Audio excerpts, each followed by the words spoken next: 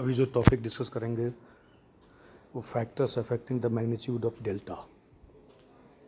BSc part third chemistry paper first unit second metal ligand bonding in complexes का एक topic है। Delta क्या है? क्रिस्टल फील्ड स्प्लिटिंग पैरामीटर है, CFSP crystal field splitting parameter. इसमें हम देखते हैं पहला जो फैक्टर है वो higher oxidation states of the metal atom correspond to larger delta. अगर मेटल एटम का ऑक्सीडेशन स्टेट अगर हायर है तो उसमें जो क्रिस्टल फील्ड स्प्लिटिंग पैरामीटर का जो वैल्यू होगा वो ज़्यादा होगा।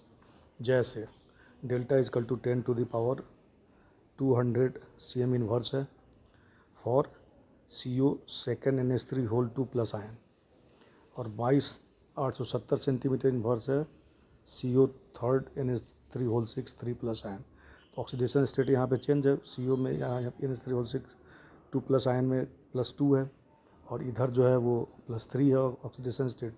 तो मेटल आयन का ऑक्सीडेशन स्टेट अगर ज़्यादा होगा तो क्रिस्टल फील्ड स्प्लिटिंग पैरामीटर का वैल्यू ज़्यादा होगा। इसी तरह से यहाँ पे 32,200 सेंटीमीटर इन्वर्स है डेल्टा का वैल्यू। FeCN6 माइनस आयन, यहाँ पे आयरन का ऑक्सीडेशन स्टेट है +2, और यहाँ पे Fe third CN6 3 minus ion में Fe का है +3 ऑक्सीडेशन स्टेट। तो यहाँ नेचुरल है डेल्टा का वैल्यू जो है सो 35,000 सेंटीमीटर इन्वर्स 32,200 सेंटीमीटर इन्वर्स से ज़्यादा है। इसलिए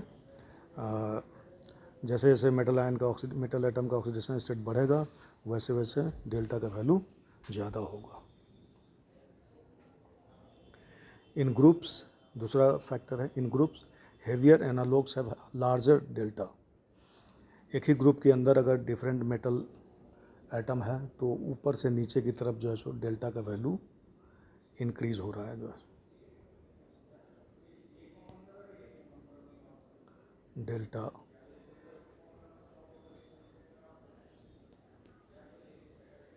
इंक्रीजेस। तो हम यहाँ देख रहे हैं कि ऊपर मेटल आयन +3 ऑक्सीडेशन स्टेट में MnH3 होल 6 3 प्लस आयन में, जो कि हेक्साइमिन कॉम्प्लेक्स है। CO के केस में CO उसी ग्रुप का जो सो मेटल है, एक ही ग्रुप का मेटल है CORH CO के लिए 22,870 सेंटीमीटर इन्वर्स है। रोडियम के लिए 34,100 सेंटीमीटर इन्वर्स है, और IR इरिडियम के लिए 31,200 सेंटीमीटर इन्वर्स है। तो एक ही ग्रुप के मेटल एटम में जो है सो जो हेवियर जो मेटल है उसका के कारण जो है डेल्टा वैल्यू जो है सो हायर हो जाता है।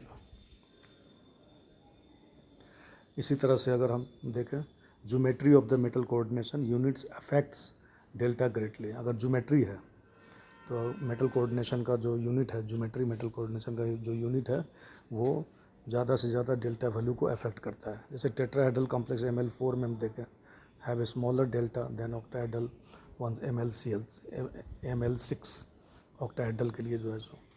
जैसे इसमें डेल्टा का वैल्यू है, अगर हम ऑक्टाहेड्रल के लिए देखें CO2 NH3 whole 6 2 plus ion के लिए 10,200 सेंटीमीटर इन्वर्स है, और यही अगर टेट्राइमिन कोबाल्ट 2 आयन है तो उसके लिए जो है सो 5,900 सेंटीमीटर इन्वर्स है, जो कि कम है। इसलिए अगर ऑक्टाहेड्रल है तो उसके लिए डेल्टा का वैल्यू हायर है, टेट्राहेड्रल है तो उसके लिए डेल्टा का वैल्यू लोअर है, सेम मेटल एटम के लिए जो है कॉम्प्लेक्स में। इसी तरह से नेचर ऑफ द लिगेंड्स, ये भी जो है सो डेल्टा को अफेक्ट करता है।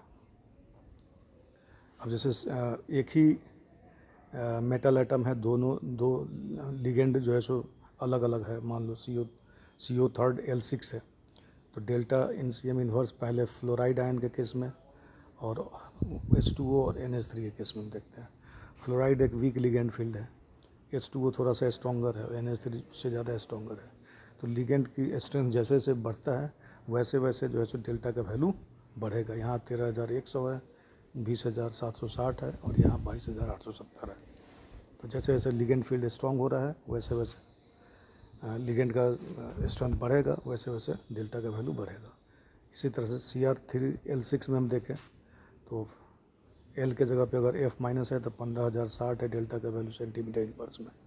S2 अगर 17,400 है और CN माइनस जो काफ़ी स्ट्रॉन्ग फील्डिंग है 26,600 है।